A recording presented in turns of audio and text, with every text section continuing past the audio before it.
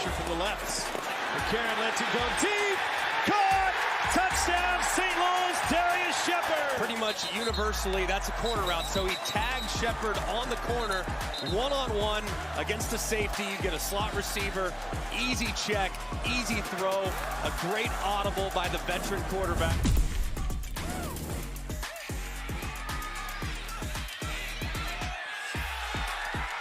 Wait a minute. Next with a big play. Charleston Rambo, know what's gonna get him. An 81-yard touchdown bomb from Paxton Lynch.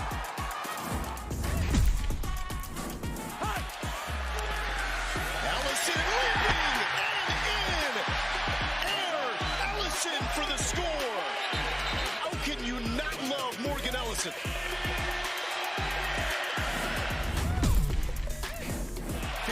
Official. Romo, low liner, it's got the distance, and it is good. Parker Romo, 57 yards, the longest connection in the league this season. With some change to spare, what a kick by Romo. 2nd and 3 for Houston. Silvers, they're going to look for a double pass. Downfield, wide open. Deontay Burnett, touchdown Houston. A 49-yard touchdown strike. A.J. Smith, offensive coordinator, he is hyped right now. What is a unique rule in the XFL? The double forward pass. We just saw Houston execute it perfectly. What is up, my friends, and welcome to another edition of the OG XFL Week in Review. I'm your host, Mark Perry, editor of XFL News Hub, your alt football media guru, episode 189. That was week 4, my friends. I've done this once before in my lifetime over the past 5 years of covering the XFL once before.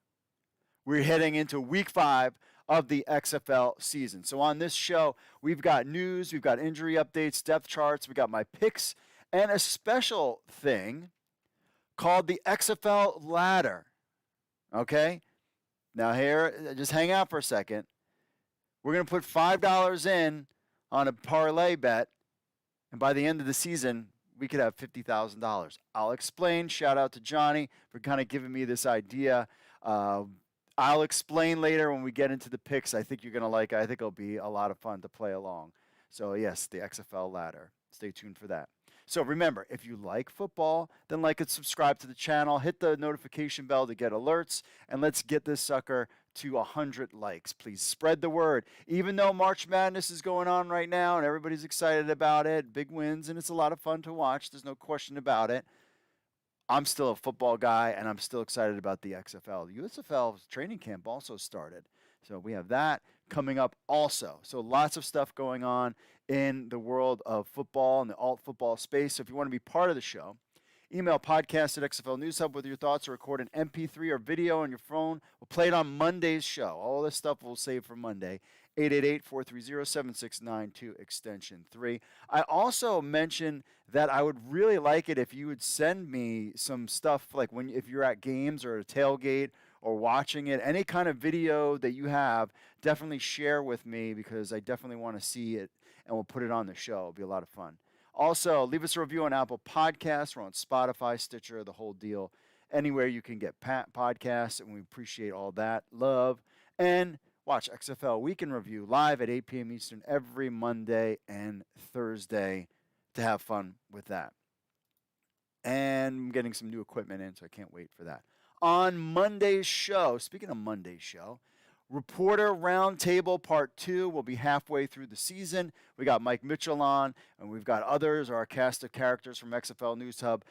We're doing it live, so you will be able to interact with them live on the show, see what's up, ask them questions. It's going to be a lot of fun. Reviewing basically the halfway point. We'll talk MVPs, we'll talk championships, we'll talk finals, all sorts of stuff. It's super exciting to just be at the end of the, halfway point.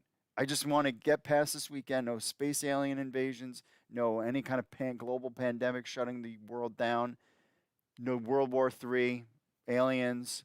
I can't even think of anything else. so we can get to week 6. That's all I care about right now. And I care about giving you the news. So we're going to hit the news. Then we've got to get injuries, depth charts, picks, all sorts of fun stuff. We've got the ratings and attendance numbers. We'll talk about that and so much more. So without further ado, folks, let's just get into what has been the last couple days in the XFL.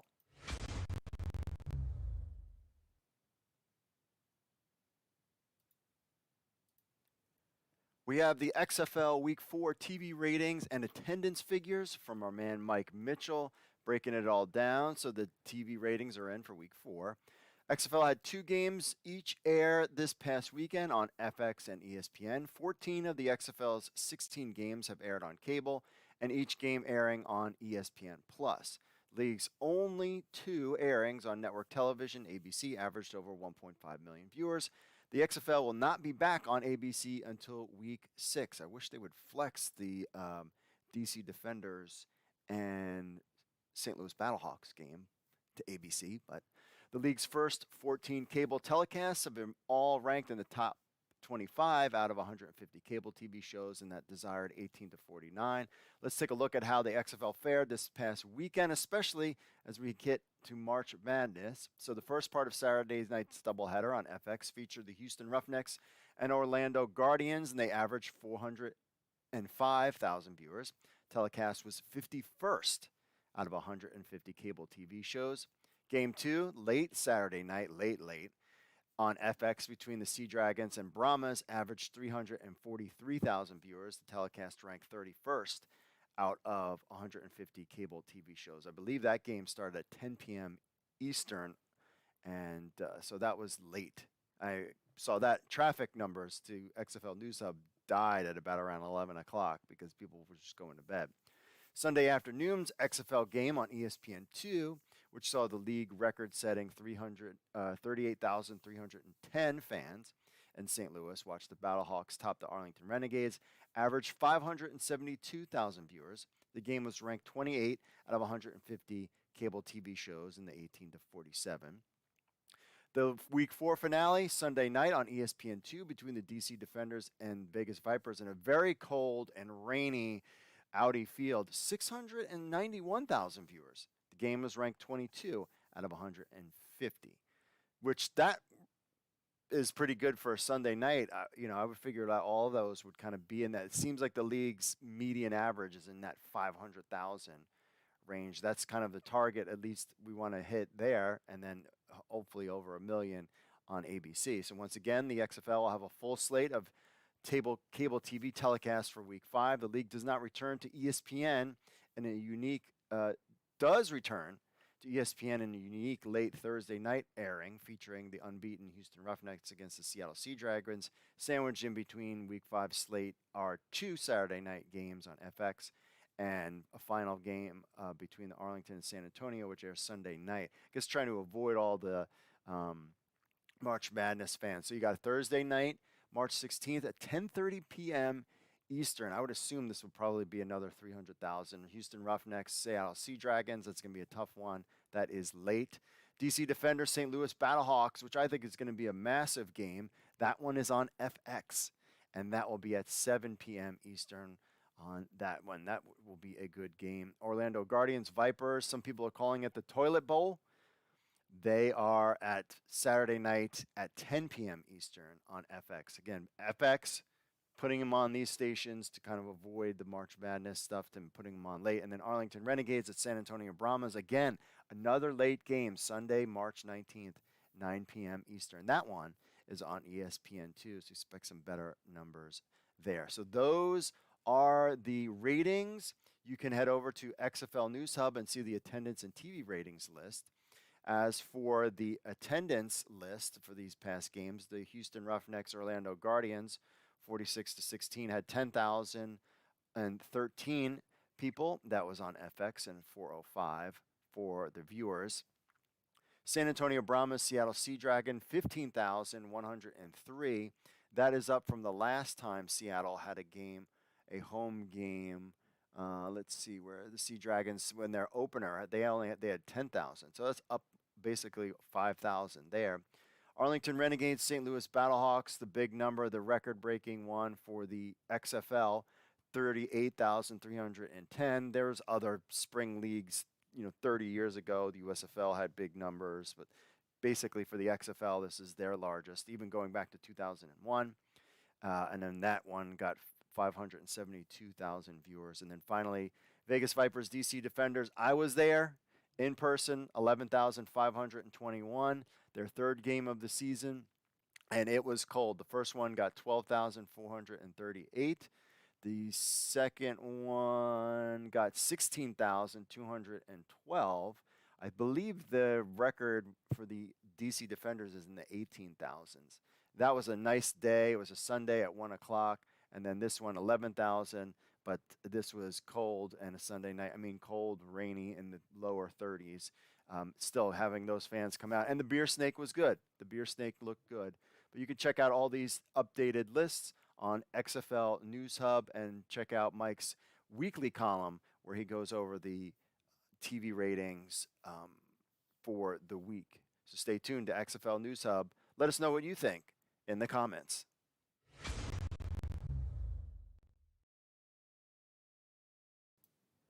The Quentin Dormady drama comes to a close. We'll get to that. So the saga between Quentin Dormady and the Orlando Guardian appears to be over after the XFL's media relations announced the 27-year-old quarterback would be reinstated Wednesday evening. This is what the alert said upon completing a formal review that included players, coaches, XFL staff conducted by an outside law firm. It has been determined that allegations of impropriety were unsubstantiated and there is no basis for disciplinary action against Orlando Guardians quarterback Quentin Dormady. Mr. Dormady has been removed from the office of the President's Reserve List and added to the team's active roster. They now have 4 quarterbacks. So Dormady was placed on the office of President's Reserve List at the beginning of March after being accused of leaking plays from Orlando's playbook to members of the San Antonio Brahmas or his other teams, or we don't really know. The Brahmas defeated Orlando 30-12 in week 2. This Terrell Buckley had said at the time, the league is handling that. We've done all we're going to do. The league is handling that situation. That's what Buckley had said about it at the time. Now, when the news first broke, it was announced the Guardians had investigated the situation and cut Dormady week 2. Shortly after, the league reinstated the former Tennessee star, but were going to conduct their own investigation on the situation before he could return to the team. Well, the Guardians now have 4 quarterbacks on their roster after signing former USF star Quentin Flowers a week ago. With the offense struggling to score and the current 0-4 start, it'll be interesting to see how Buckley approaches the QB situation for the rest of the season. Orlando will be back in action this Saturday at 10 p.m. Eastern against the Vegas Vipers. Now, the question is, who is the one that accused him of doing this in the first place to bring this out? Clearly, somebody made this up. That piece of the puzzle has not been solved yet.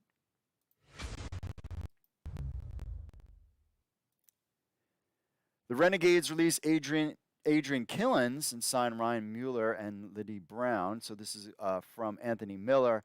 He's got some transaction news. So running back Adrian Killens has been released. They signed linebacker Ryan Mueller with the teams after being on the roster during training camp. And they also, running back Liddy Brown has signed with the team. So Killen was acquired in a trade with the Roughnecks at the end of training camp.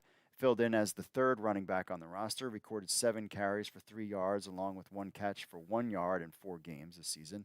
The offense used Killens on as a third down back and mostly in passing situation. He struggled throughout the season to get much traction on his runs.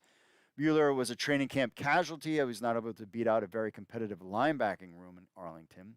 He has experience in the XFL previously. He played with the Guardians, the New York Guardians, back in 2020, recording 13 tackles and a half a sack and 1 interception, returned for a TD. He also spent stints with the NFL and CFL in his career. Brown was with the St. Louis Battlehawks in training camp before being released from the team prior to the season starting. He went undrafted in the NFL last year, signing with the Chargers before being waived in the preseason. At West Virginia, he had back-to-back 1,000-yard seasons in 2020 and 2021. He's a young guy. Maybe we could see what's going on there. 4 defensive players on the Renegades have been placed on the reserve list with injuries, with 3 in the secondary and Alka, a linebacker position. In the team's injury report, Edmund Robinson did not practice much. He already missed time already, dealing with injuries. Mueller has much-needed depth behind Boonmee, Rotimi, Will Clark, and Willie Taylor at outside linebacker. The running back position has seen its share of rotations. Devon Smith, I still think he's the number one guy. Farrell was cut at the end of training camp, but then re-signed a few weeks later.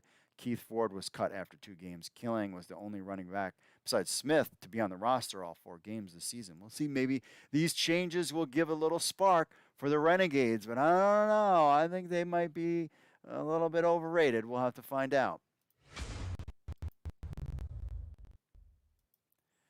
Juan Carlos Blanco has got his start and sit recommendations for Week 5 with Thursday night's game coming up. The Roughnecks Sea Dragons showdown. The undefeated defenders head into the rowdy crowd at Battlehawks. So we got the start and sit 'em. So get these out now. So because games are going to be starting in the next couple hours. So at quarterback, he's got Brandon Silvers. Silvers has now tossed 3 touchdown passes in 2 straight games and has thrown for multiple scores in every contest this far. He hasn't cracked the 300-yard mark, but that could be coming tonight against the Sea Dragons. We'll have to find that. Silvers has been putting the ball up even more than usual, and he clearly has built plenty of chemistry with the talent and an explosive group of wideouts.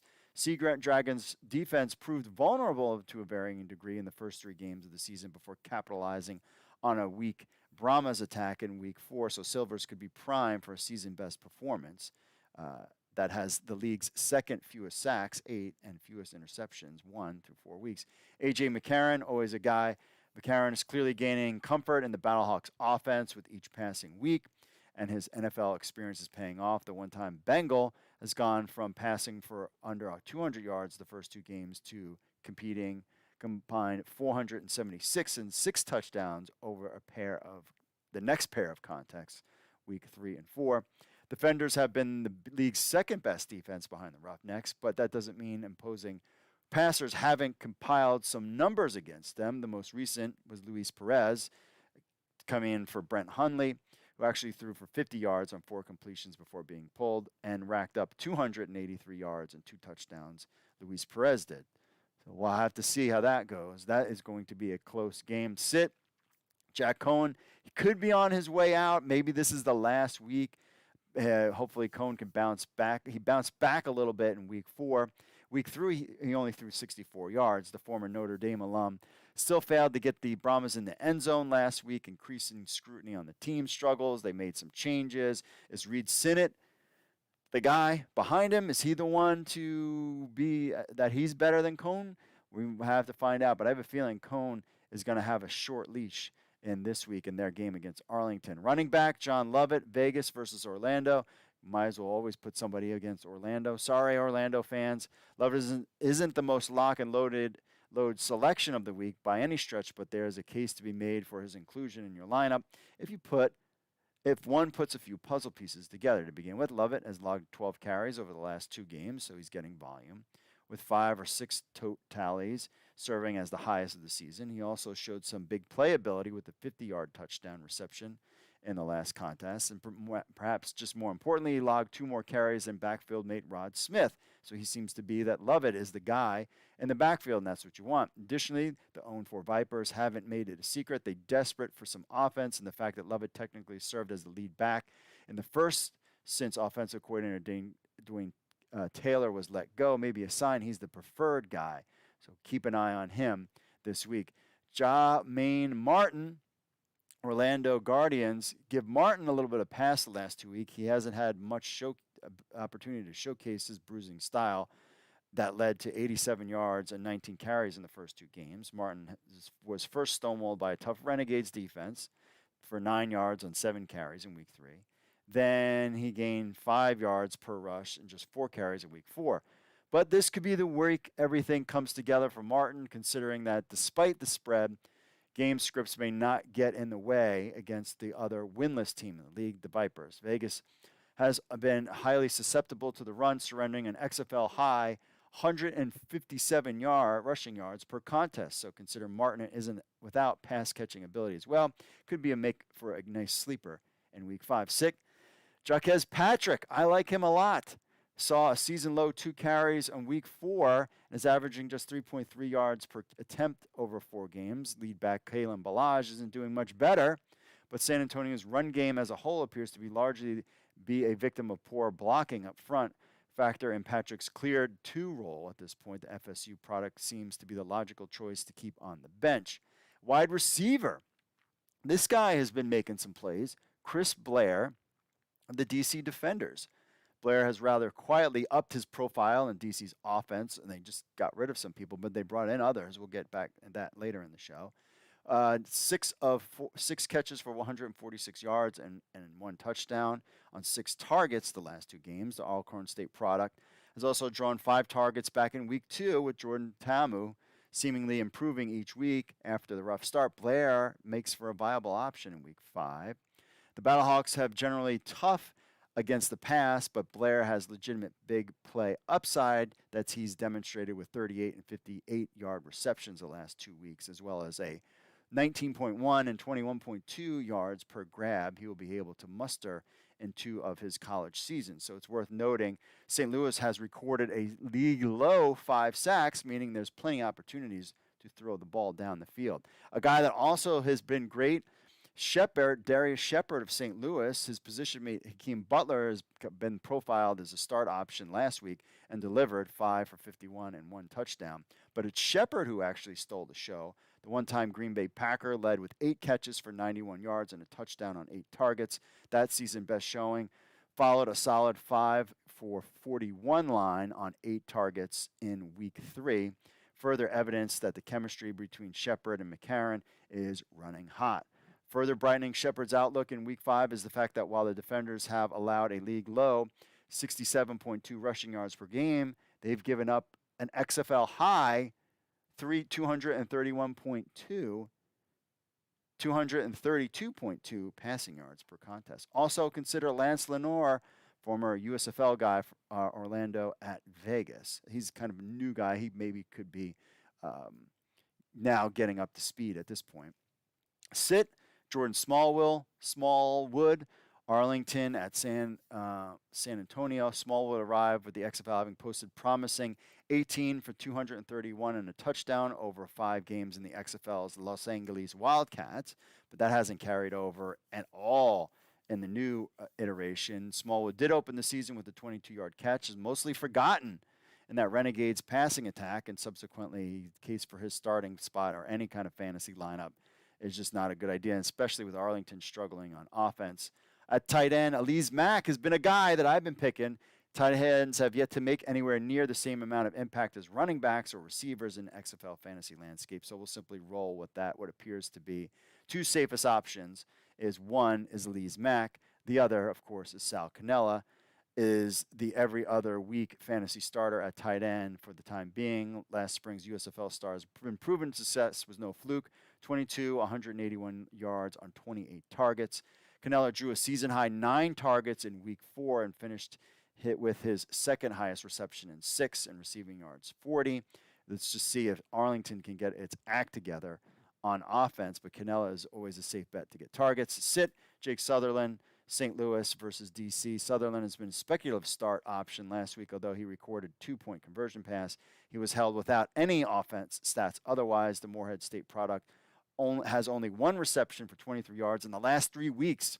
And with the Battlehawks receivers and running backs all seemingly getting targets, then he seems to be the odd man out. So these are your picks for start and sit recommendations for Week 5 in the XFL. Pat Ruffino has his Week 5 quarterback rankings. Let's just get right into it. This week, 12 XFL quarterbacks saw significant playing time, and all 12 will be ranked, making this the largest QB ranking for XFL News Hub this year.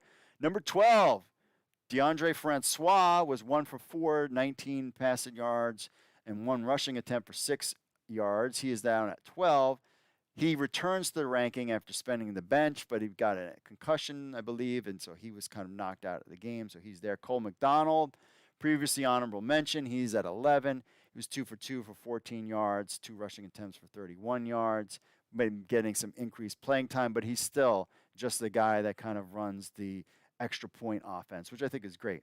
Brett Hundley dropped all the way down to 10. He was at 7. He got benched early on in the game, whether he was hurt.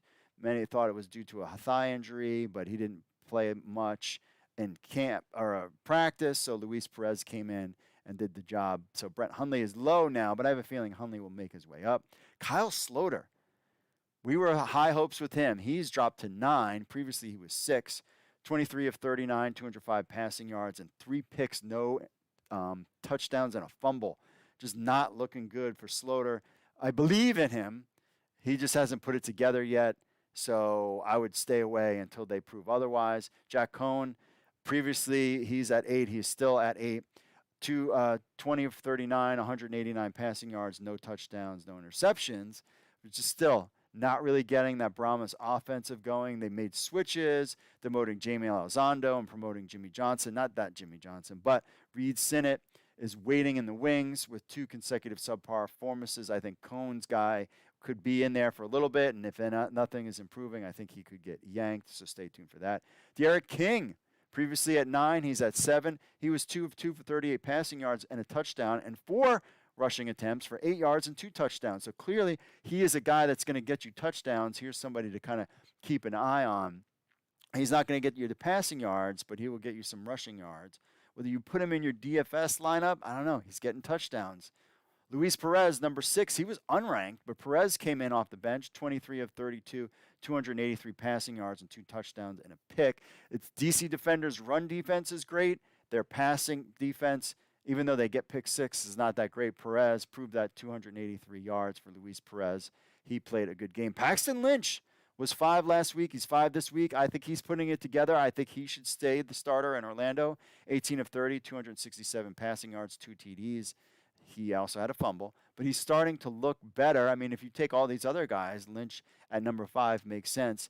And with, the Guardians just kind of plagued by penalties. Remember, they had like the 4 or 5 penalties in a row in the beginning of the game. He is not the problem in Orlando. It's other people. So he is a guy to keep an eye on. Jordan Ta'amu, number 4. He was ranked 4 before. 14 of 19, 177 passing yards, no touchdowns. But he had 9 rushing attempts for 89 yards. Didn't have the touchdowns, but he is a top 10 rusher in alt football. So top 10 type of guy. So he can run the ball. It just gets pulled and doesn't get the touchdowns. But he can throw it and he can run it. And the DC Defenders offense is rolling. So you're going to get points for Ta'amu. Ben DiNucci was 2, slid down to 3. 28 of 41, 264 passing yards. Only a 1 touchdown and 1 pick. He is definitely the XFL's leading passer. Took steps back this week, mainly because of a boneheaded interception, the fact that Seattle only put up 15 points against the Brahmas. That was kind of the problem. They couldn't get anything going. They're going against the Roughnecks this week. We'll see if he can put it together. But still, DiNucci still throwing with that offense. He's always going to be slinging the ball around. Number 2, moving up from 3, A.J. McCarron, Battlehawks. What can you say? 20 of 27, 214 yards, 2 touchdowns and a pick. He's got to watch the turnovers a little bit, but that's just syncing up with the team. He did a great job staying upright. The Battlehawks offensive line put their best game together, even with Hakeem Butler being blanketed. He got other guys, Austin Prohl and Darius Shepard. Shepard had a big game, so that's why things are looking good for him. And, of course, right now, the MVP, in my opinion, Brandon Silvers, 24 of 30, 239 passing yards, 3 touchdowns, no interceptions. He looked good. He seems to be the guy. He should stay at the guy with the Houston rolling on their offense.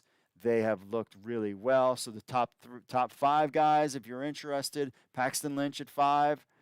He's got Jordan Ta'amu at 4, 3, Ben DiNucci, 2, A.J. McCarron, and 1, Brandon Silvers. Let us know if you think this is right or you would switch things around in the comments. So the San Antonio Brahmas made some changes on the coaching side of things. They lost consecutive games, so Hines Ward said, screw it, we're going to make some new changes. So San Antonio stripped Jaime. So it was Jamie Elizondo and the CFL and XFL 2.0. I've noticed that in the commentaries on ESPN, he is Jaime Elizondo. of the off. So basically, San Antonio stripped him of his offensive coordinator duties, first reported by the San Antonio Express. Elizondo will remain with the team as the wide receivers coach. Replacing Elizondo as offensive coordinator will be Jimmy Johnson. Johnson currently serves as the Brahmas running back coach under Ward, a role he'll continue to serve. He said, quote, I just felt like we needed to change things up. Ward said at the Tuesday's press conference, we got to change this mojo up a little bit. Now, Elizondo came in 2020 in the XFL for the Vipers, and the Vipers started playing well, so much so that Taylor Cornelius wound up getting a contract in the CFL. But it looks, and they had one great game, but that was against Orlando. I understand the change. Maybe it's at quarterback. I think Elizondo is a good offensive coordinator, a lot of experience. I'm not sure I would have pulled the trigger yet. We'll see how things finish at the end of the season if Jimmy Johnson will do anything better. He does have experience as an offensive coordinator. He called plays for Shaw University in 2002, where he also served as a running backs coach and tight end. He then served as OC and tight ends coach for Texas Southern in 2004. The new Brahmas offensive coordinator joined the Minnesota Vikings in 2006 as their tight ends coach, and remained with the Vikings until 2013 before joining the New York Jets in 2015. So he's got experience, but kind of that old school style. That's the kind of style that Hines Ward wants, that kind of running, bruising. And they looked good. They had a good-looking offense the first couple of games of the season. I don't know if I would have made the change yet, but Hines Ward wants to mix things up. I probably would have maybe a little switched at quarterback. But we will see how the Brahmas do in a game that they can win this week. We have our Week 4 Offensive, Defense, and Special Teams Player of the Week from Anthony Miller. So Week 4 of the XFL is concluded. And who are the superstars of the week? Well, Player of the Week, Offensive Player of the Week, Brandon Silvers, quarterback, 24 of 30, 239 yards, 3 touchdowns. He is the guy. He is a tough one to get. DC Defenders quarterback John Tamu put up a lot of yards, but shouldn't go overlooked, but he ultimately didn't reach the end zone. His teammate Derek King did find the end zone 3 times, but only for 46 yards. Silvers had a near-perfect day for Houston, 44-16 shellacking of the Orlando Guardians, completing 80% of his passes. Honorable mentions, John Trey Kirkland, Houston Roughnecks. He threw a touchdown pass for 49 yards, 2 catches for 49 yards, and 1 touchdown. Also, of course, Tamu, 14 of 19, 177, and that was 89 rushing yards. Derek King had 1 passing touchdown and 2 rushing touchdowns. Brian Hill, another guy you could look up as a running back, 18 carries for 89 rushing yards and 1 touchdown, 2 catches for 26 receiving yards. Defensive Player of the Week, Luke Barco, cornerback, San Antonio Brahmas, 6 tackles, 1 sack, 1 tackle for a loss, 1 interception. Another category that was tough to pick, especially with Seattle Sea Dragons linebacker Tazar Skipper playing as well as he did with 2 sacks and a forced fumble. His team was the one that got the 15-6 win over the Brahmas, with defense being the name of the game. While his performance was great, Luke Barco was tested throughout the game, and he delivered. Brahmas head coach Hines Ward told Barco before the game that if he shut down Seattle receiver Josh Gordon, that he could get looks from the NFL. Safe to say that he'll get his shot holding Gordon under 60 yards out of the end zone. Not to mention Barco got a sack and a key interception late in the 4th quarter to keep the Brahmas in the game. Ultimately, it wasn't enough for San Antonio to get the win, but he certainly solidified himself as the best corner in the XFL. Just think about that. Honorable mention, Tazar Skipper, linebacker, Seattle Sea Dragons, 4 tackles, 2 sacks, 2 tackles for a loss, 1 forced fumble. Travis Feeney, linebacker, the Battlehawks, 4 tackles, a half a sack, a tackle for a loss, forced fumble, and fumble recovery. Trent Harris, defensive lineman for the Roughnecks, 4 tackles, 1.5 sacks, 2 tackles for a loss. And Santos Ramirez, a DB for the DC Defenders, 5 tackles, 1 for a loss, and 1 interception. Special teams, Matt McRain, the kicker for the DC Defenders, 4 of 5, 35-yard long field goal, kicking the field goals there. But you got to say, kicker John Parker Romo nailing that Lumen Field record, 57-yard field goal before the half, and punter Brad Wigg averaged 46 yards on punt. It wasn't enough for them to win the game, but one special teamer's key point, he was the big reason the DC Defenders are staying undefeated. So McCrane, and it was cold, and it was rainy, and I was there, so Parker Romo gets the 2 field goals, especially that 57-yard. Brad Wigg, the punter from the Brahmas, 6 punts for a 46.2 average. And Race Porter, punter for the Roughnecks, 5 punts. He had a 44.2 average as well. So these are some guys definitely will get looks in the NFL, and that's from our main man, Anthony Miller.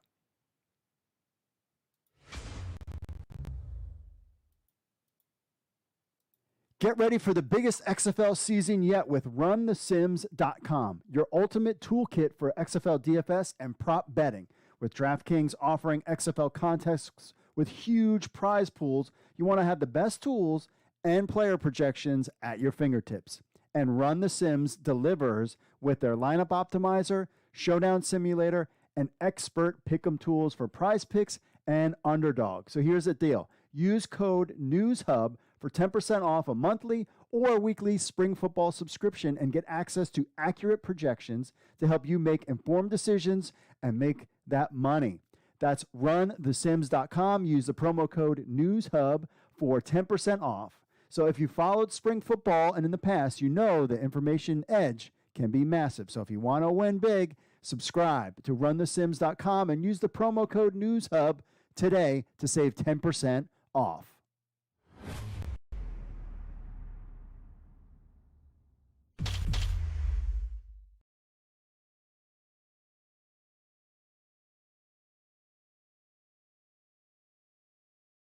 All right, we are back, my friends, with the okay. So now that we've got that, we're going to go through the injuries, the lineups, the depth charts, and then we'll get to my picks, including the XFL ladder, where you can take $5 and come out with 50,000 at the end. You're not going to want to miss that. First, let's hit the transaction wire. The XFL just started doing this past week. Some interesting names. T. Gray Scales, outside linebacker, went on injured reserve. Maurice Smith, a safety. Ryan Mueller, inside linebacker, were added. Released. Javaris Davis, a cornerback. Josh Malone, wide receiver from the DC Defenders, was let go. And Sam Cooper, a center, was also released. I know they were really thin at center, but I think they got their teams back. Of course, we talked earlier about Adrian Killens being released as well. Also, just to keep an eye on this, Artavis Pierce went on the injured reserve, but the DC Defenders, Jazz Ferguson, you remember that name. Jazz Ferguson is now back active with the DC Defenders, and Raymond Callis also is another guy to keep an eye on. That's kind of what's kind of happened over the past week or so in the XFL as far as transaction goes. Let's get right to the injury. What's the latest injury news in the XFL? First up, nothing from the Houston Roughnecks as far as we know for tonight's game. For the Seattle Sea Dragons, everybody's probable. Morgan Ellison is somebody you want to keep in mind tonight. He is questionable, so we'll see what happens with him, as well as DB Lyndon Stevens. He had a knee issue, and Morgan Ellison with a knee injury. So he didn't practice Monday. He was limited Tuesday, and Wednesday they didn't practice. So he's questionable. But he's looked good, and I really like Morgan Ellison a lot. But you're going to have to, he's kind of going to be a game time decision. We'll find out here in a little bit, and we will let you know on XFL News Hub. Also, we want to look at depth charts. We got depth charts for you. Depth charts, my friends. We got depth charts for you. First up, the Seattle Sea Dragons tonight. Nothing crazy. Josh Gordon, of course, will be the guy. DiNucci. Morgan Ellison is listed as the top guy. Jakar Pearson and Blake Jackson. Juwan Green. Juwan Green is a guy that has had some decent numbers over the last couple games. For the Houston side, John Trey Kirkland. He's a guy that's a high-priced guy on DFS. Cedric Bird, Deontay Burnett, Travell Harris all look good. Max Borghi is back. He is a guy you definitely want to keep an eye on. They had that knee injury, but he looks good. And, of course, Brandon Silvers is your starter. But it looks like Borghi will be back tonight. They kind of let him rest last week and will bring him in this week because of the short week. They would rather have him going against Seattle. On the other side, Orlando Guardians, Paxton Lynch is the number 1 QB. Quentin Flowers is 2. DeAndre Francois dealing with a head injury. Oh, wait, we didn't even go. Hold on a second. We only went through one team, the injuries. I was like, wait a second. I knew about the head injury because it was listed. So hold on. Let's hit the other team's injury list here. For the DC Defenders, let's see here. So this is what we don't know about the game status per se just yet. There we go.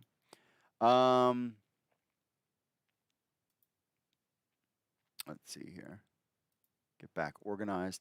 So for the DC Defenders, did not practice Ethan Wolf. Raquel Armstead, the running back, he is big with a calf injury. We saw him leave the game on Monday or Sunday.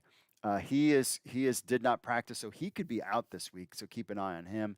St. Louis, everybody's at full participation there. Stephen Mitchell had a quad injury. He was limited, but he is full at practice, so no worries there. And we know Ethan Wolf is out 2 weeks. For the Orlando Guardians, DeAndre Francois has a concussion, didn't practice. He is questionable, but we saw him third on the list. Brett Boyko, offensive line, was limited, but he looks like he's probable. He's good to go. Martavis Bryant, who's really done nothing, didn't practice this whole week. He might have a knee injury. We'll keep an eye on that. P.J. Dawson, linebacker, he's on IR. Isaiah Williams is suspended. Not really sure what that is. He didn't practice. Now he's suspended. That's interesting. Sean Price, limited. Brent Hundley is full practice. Maurice Smith, a DB, he was on IR, but now he looks like a full participation. So these guys are all probable. We'll find out what's going on with Isaiah Williams and why he was suspended. Interesting. Didn't notice that one. You little nerds out there, figure it out. On the Arlington Renegades side, wide receiver Javonta Patterson, he had a concussion. He didn't practice, but he was limited this past week. Edmund Robinson, linebacker, was out. We saw them sign a bunch of guys. San Antonio Brahmas, Travis Johnson was a wide receiver. He didn't practice. Everybody else seems to be back to normal. Mainly T.J. Vasher been a good player for them, and he had a full practice this week. So there's your injury notes. I knew I forgot stuff. That's why we're talking about Orlando and their depth chart.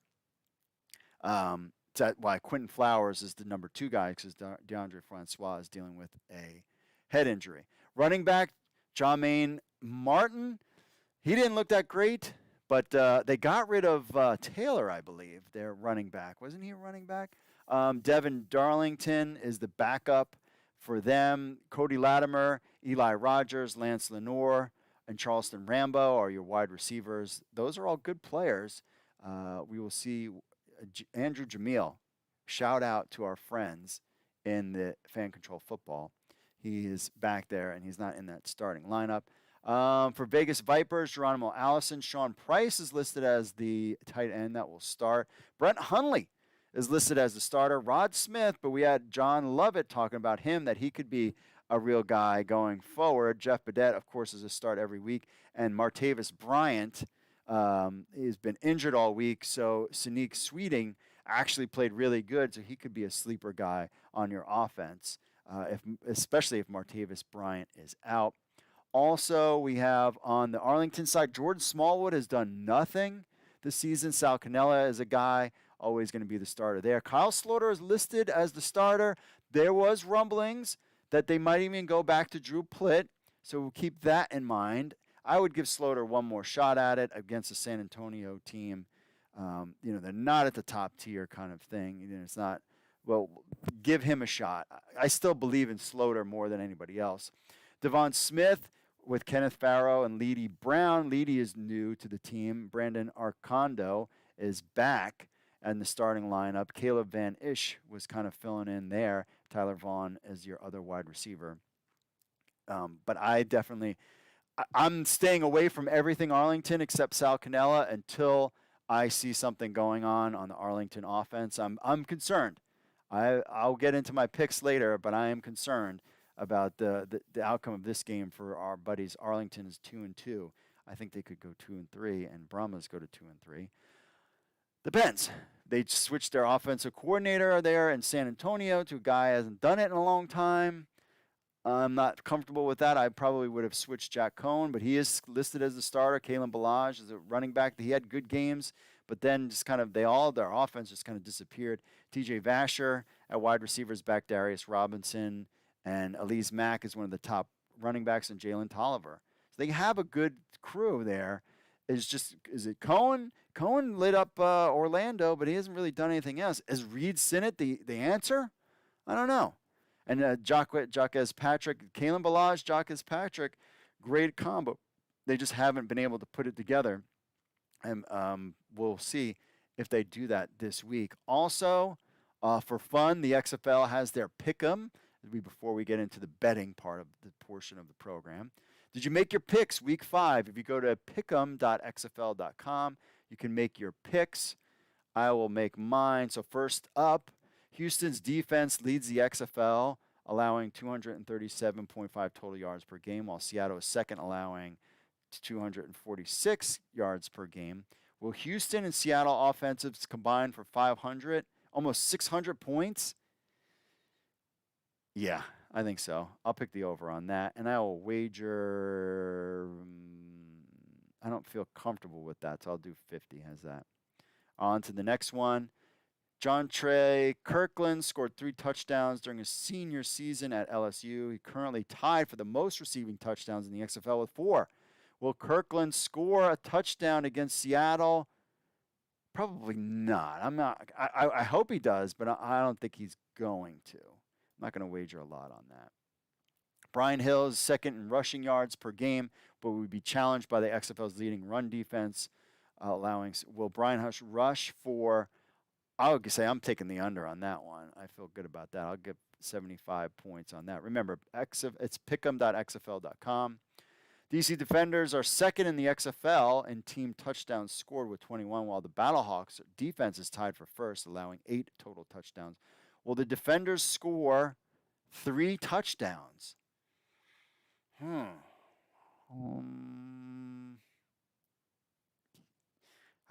man. They've basically been scoring that way, but I'm going to only go 35 on this one. I'm not super comfortable with that pick. On to the next. Rod Woodson wore 26. Terrell Buckley wore 27 with the Packers. Will the jersey number of the winning head coach in Orlando versus Vegas be over, under? I think it's Rod Woodson at 26. I'm going with the under, and I feel really good about this. How much can I wager? Oh, under. Putting 50 on that one. Jeff Badette ranks 3rd in the XFL with 65 receiving yards, where Orlando is allowing 200 passing yards per game, which ranks. Will Badette have over 65 receiving yards? Oh, yes, I think so. I will do 25 on that one. San Antonio ranks 2nd, allowing 67 points this season. Will Arlington score 16.5 points? I'm going under. I haven't seen anything from them yet. Going under. And finally, the Renegades defense ranks 3rd in the XFL, allowing 274 total yards, while the Brahmas offense ranks 7th. Will San Antonio have 200? I'm going to go the under on that one. I'm not feeling that, and it's my rest of my points. All right, there you go. That's my little bets for this week. And you can do a parlay. You have made 8 picks, build a weekly parlay for 30 bonus points. I'm going with the combined yards.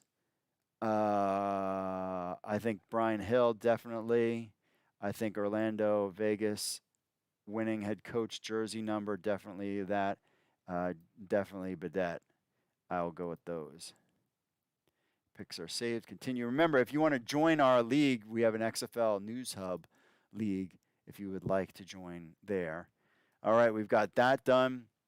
Now on to what's up chat room. Cook is in there. He says, hey, thank you for your hard work. I appreciate that. David says, hey, Mark, looking forward to all the games this week. Me too. Luke Newcomb 35. Will Borgie be a good play tonight? Yes. I think he is back to full strength. He's ready to rock and roll. Borgie is a guy. You definitely want to go with him, and he is good to go for tonight. All right. Let's talk gambling. We'll talk about gambling, okay? First up, I want to talk about first of all, let's talk about DraftKings. Well, first of all, let's get to my picks. We'll do that first. Then no, let's go to DraftKings first. This is my draft, and I've lost all the time.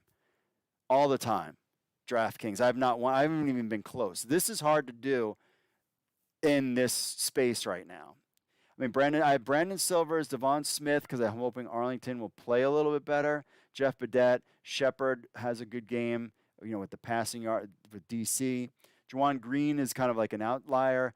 I think Latimer is good, and the DC Defenders defense is kind of what I have. I haven't been winning this. I hope if there's other people, but this is kind of where I'm going with the lineup this week, trying to get some stable guys. There's not really any great running back guys out there.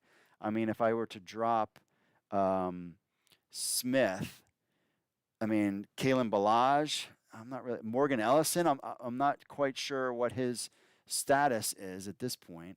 I mean, we saw limited in practice, according to XFL News Hub. So there you go, from us. I love seeing that. Shout out to my boys at DraftKings. But I'm going to go with Smith just for now, even though I really like Morgan Ellison. But I'm just going to go with Smith. That's my DFS. Now, for my picks this week, and this will correlate into the ladder that we're going to talk about here in a second. You're staying because you want to hear about making $5 into $50,000, and I'll explain. But first up, my picks for this week: Houston Roughnecks, Seattle tonight. I've got 32-18. This is at 10:30. I can't wait. Houston Roughnecks, Sea Dragons. I got 32-18. The Roughnecks over the Sea Dragons. I think it's going to be a high-scoring game, but Roughnecks are a good team. Seattle defense is a good team, so they're not going to put up 44, but they'll certainly put up a lot of points. DC Defenders, St. Louis Battlehawks, Saturday on FX. This game is going to be the Roughnecks Sea Dragons is going to be on ESPN. DC Defenders Battlehawks, 7 o'clock Saturday. FX, I really wish they would put this on ABC. That is going to be a banger of a game, but I think I am leery, and the books are leery on this. This is a wash between the two teams about who's going to win. 23-20. I had the DC Defenders winning. Orlando Guardians at Vegas Vipers. I think the Toilet Bowl, as some people are calling it. I think Vegas Vipers are going to stomp them. This is Saturday at 10 p.m. Eastern. Is that right? Saturday at 10 p.m. Eastern. 12-22 as the final score. I think Guardians don't put it together. I think Vipers do it up. So that'll be after the XFL, the Defenders Battlehawks. Remember, now we're kind of competing with, especially the first weekend of March Madness. People will watch a lot now, and I think it will tail off until the championship. It's kind of like how the XFL season's gone. Everybody watches in the beginnings, their brackets are blown up, and then they just kind of stop paying attention. Renegades Brahmas Sunday night at 9 p.m. on ESPN2. This one's going to be a low-scoring affair. I don't think Arlington's going to put it together. I hope they do. San Antonio Brahmas, decent defense. I've got 12-15. This is going to be a low-scoring game. I think the Brahmas are going to do it. If it was the reverse and they were playing in Arlington, I would have went with the Arlington. But the fact that they'll be in San Antonio, hopefully they got a big crowd at the Dome, where we're going to have our XFL championship game. So that's why I'm picking them. Now on to the betting side of things. I want to talk about the ladder. Shout out to Johnny for giving me this idea. So basically what you do, and this has been like a TikTok thing apparently, is that there's people out there, and he was talking to me about a specific guy who was like, you bet $10 and then he makes easy kind of bets. And then he's gotten his ladder. So basically every day he's got a couple easy bets that are parlays that are kind of easy wins. And then the guy, his thing goes all the way up. If he can do 10 weeks in a row, you take your $10 and make it into 10,000. It's kind of his thing. That's how he was doing his. But basically, like doing a 3-pick parlay and trying to pick the easiest thing he could possibly find, and just to try to double his money every week. And I was like, oh, that's a cool idea. Now, I tried to kind of play around with the numbers, and it wasn't really working. So I was like, well, the problem is we don't have games every day. He was picking NBA games. You could pick an NFL game. We can't do that. We have a very limited time. But there's only 8 teams, and we kind of know who's good and who's not. So I did calling this the XFL ladder. So you have to pick one spread, one over/under, and one money line. That gives you a plus 365. So a $5 bet for this week, and I'll give you my picks in a second. Next week would turn into we would win $23.25. Cool. Then week 6, you come back onto the show. I give you the next pick, and we win that. Let's say we win that, then you get to $108. Cool. Week 7, I give you, again, a spread, an over/under, a money line. You bet that. That 108 turns into $502.83. We do it again for week 9, $2,338 if I get those 3 right. Week 10, you take your $2,338.52 and you bet all of it on the XFL ladder. And then in week 10, you come out with $10,875.84. And then for the final week of the XFL season, you let it all ride. And if I can get, so basically 5 weeks in a row with the spread over/under money line right, we all make $50,000. That's how the XFL ladder works. I thought it was fun. Let's just see if we can do it, if it's even possible. We do it together. And again, it's just a $5 bet. Don't be a jabron and bet your mortgage and all this stuff. I have gotten the parlays right when it comes to who's winning and who's losing, but I couldn't get the numbers to work to be that effective. So we went with the ladder, which is $5. So what is the $5 bet this week? Well, first off, I did a 3-pick parlay for picking the winners of the games. So I just put $5 and it pays out $16.80. I've got the Houston Roughnecks, Vegas Vipers, San Antonio Brahmas winning. I've stayed away from the DC Defenders St. Louis game because I don't know how that can go. That can go either way. Even Vegas doesn't even know how this can go. So my 3-pick easy parlay is Houston Roughnecks, Vegas Vipers, San Antonio Brahmas. You pick the money line. Basically, the money line equals just who's going to win the game. I'm not doing spreads, not doing any of that kind of other stuff. Now, as for this pick that I wanted, let's see if they let me. Okay, I'm like trying to see if I could visualize it better. I'll try. Let's see. As far as this new pick, this is the ladder pick. Are you ready? So the ladder pick, now remember, this is the spread, the winner, and the over/under. We got to hit 3 out of the 4 games in one of these combinations. So the first up is the spread. I think Houston Roughnecks, it's a -4 for the Houston Roughnecks. I think they will be up way more than, I think the Houston Roughnecks will handle the Seattle Sea Dragons. It's not even going to be close. You saw my picks. Let's see if my picks are correct. I have the final score of 32-18. So I'm not worried about that. So that's why I feel comfortable with that spread. I took the Houston Roughnecks over the Seattle Sea Dragons. Vegas Vipers, I think I just picked the win. I just think Vegas Vipers are going to win. I wasn't going to mess around with any point spreads or any of that kind of jazz. So I've got the Vegas Vipers with your money line. And then the over/under, I picked the over with the Arlington Renegades and San Antonio Brahmas. Now, why do you say that? Because it was 35, right? So basically 36. And if you look, actually, I have the game at 12-15. So that is only 17. Or I'm sorry, that's 27. I picked the over, but that was after looking at the thing. Oh, I can't cash out it now. All right, so for that pick, yeah, because this is what I had. So I would go with the under. I must have done this out of order, but so I would go with the under on this one. So this parlay pick, so let's go back to the, so here's where we're going to do it. So the first pick is we're taking the spread with the Houston Roughnecks, right?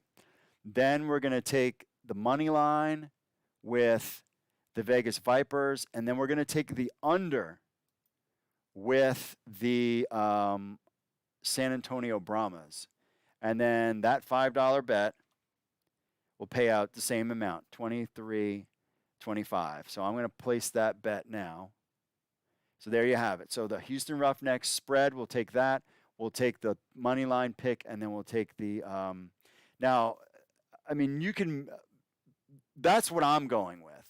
I mean, like the Orlando Guardians, Vegas Vipers, that's a variable. 42 points by those two teams is a lot. But you think about the Vipers can score 22.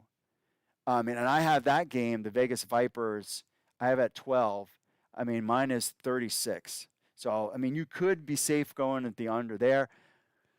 But these guys, I mean, they might, because of the two lowest teams, like we just don't know.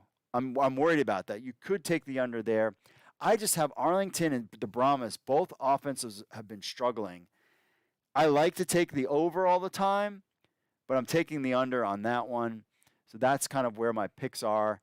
So we're taking the Houston Roughnecks, the Vegas Viper money line, and then we're taking the under on the Brahmas. 35 is a low under.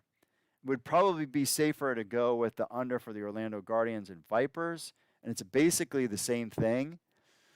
I mean, I could go that way. I mean, maybe the Brahmas, but the Arlington defense has been decent, so I'm going to go with what I picked as the score, and that's what we're going to go with there. So that's the ladder.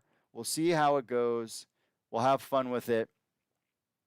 But there you have it. So we've got the Roughnecks spread. We've got the Vipers money line, and we've got the under for the Arlington Renegades and Brahma. I really wish this would be higher, but we'll place the bet anyway. I just don't think that they're gonna do it. So basically, I have the over and under. So hopefully, I can win my money back. But there you go. So there's the $5 bet. If we win, we get $23.25, and then next week, based on the ladder, we will bet it on week 6. All of it on week 6, and we'll keep going. And if we lose, we'll start the process all over again, and we'll see if we can get a couple weeks in a row where we make it happen. I just think it would be a lot of fun, my friends. All right, so you have about an hour and a half, children's, to get ready for the game. Lemons V. Cut says, who do you got, Seattle or Houston? I'm picking Houston tonight. We just talked about it there. Let's see. Daryl says, I got the Roughnecks to win. I agree. Don says, top games of the next 3 weeks. Week 5, St. Louis, D.C. Yes, week 6, D.C. versus Houston. Monday Night Football is back in D.C. with the Beer Snake. It's going to be a lot of fun. And then week 7, St. Louis versus Houston. I mean, this, and I think you're right. You're talking this game, St. Louis, D.C. will probably, especially if Houston wins tonight, St. Louis, D.C. is going to be the playoff game. I mean, I love D.C. and I love my team. Man, having a home playoff game in St. Louis would be so good for the league. So either way, I'll take either one. But D.C. or St. Louis for the playoff game. Of course, I want to be selfish and D.C., but for the good of the league, where they could show and they could be like, hey, we just sold 40,000 seats in St. Louis for that. D.C. versus Houston could be a preview of the championship game. We'll go head-to-head. And then St. Louis and versus Houston could be, they look like they're the dogs in the other division. So that could be another playoff game, championship game. So you're right. So a lot of good games. Hey, there's this basketball thing going on. Don't worry about it. Let's see. Chris says Hill is the number 1 running back. Blair is the number 1 wide receiver. Yeah, Blair is somebody that I probably should think about. I don't know where they have him listed. That's a good question. I think Blair as a might be. Oh, Chris Blair is low. Can I swap him out? No, I don't have enough. But Chris Blair is definitely a guy. Where did he go? Chris Blair. Oh, yeah, here he is. I'm going to try to get him into my lineup. I'm going to take out, I'm going to put Chris Blair in, and I might drop down on the running back side of things and pick up, I'll pick up Ellison tonight. So here's my new updated lineup based on, and I haven't been doing many, because because I'm just getting wrecked on these all the time. Let's see here. So here's my double up that I did. I made some adjustments, last minute adjustments. So here's what we got. I'll show you here in a second as long as it loads. Let's see what else is in the chat. Houston hasn't played anyone. True, says Cuzzo. Brad says, does Ben light up the Roughnecks defense tonight? I don't. He's kind of he's like almost there. Like if Ben DiNucci plays the season in the XFL and comes back to Seattle next year, I think he's a guy. I think like, you know what I mean? Like he's so close, just not there. Brad says, let's see. David says, this is Judgment Week. Every game will tell us so much. By the way, take the Brahmas all day. Don't forget the Renegades could not even score an offensive TD against the Vipers in week 1. Love you, Mark. Hey, David, love you too, brother. Yeah, that's a good point. And Brad says, which Seattle running backs are active tonight? Let me check. I will let you know in a second. They haven't put that. Yeah, he's active. So let's. Yeah, he's active. So Seattle has. He's active. So Morgan Ellison is active tonight. So you're gonna want to put him in, which is what I did in my lineup, or did I? Yes. So he is active tonight. So I switched it out. I put Ellison in, and I put Chris Blair in, and that's my entry for my little picks there for you. All right, my friends. It's been fun. Enjoy the game tonight. It's fun to have a Thursday night game. Everybody will be chilled out from watching, basketball, and get into some XFL stuff afterwards. It'll be a lot of fun. So enjoy the games. Enjoy this weekend's games. We'll be back Monday with the Reporter Roundtable Live, where you can ask your questions, see what's going on, what you think, thoughts about who's going to win the championship, who is the MVP, who is the top wide receiver. All these stuff we will talk about on next week's show, my friends. So remember, make sure you give us a like and subscribe to the channel. Hit that notification bell always. You can listen to us on Apple Podcasts, Spotify, the whole deal. Leave us a review. We appreciate that. And you can always, of course, watch the show every week live at 8 p.m. Eastern, every Monday and Thursday. And plus, also contact us if you want to leave us. I would love video or pictures or anything you got from being at games or being at a bar, whatever. Send me your best clip, and we'll add it as part of the show. I think that would be a lot of fun. We will definitely have clips. Things that I screwed things up. We will have it this week, so it will be a lot of fun. As always, because that's what we like to do here, is just have some fun. All right, my friends, God bless. As always, enjoy the games tonight. We will see you all Monday. And that's it for me, folks, and I will see you all later.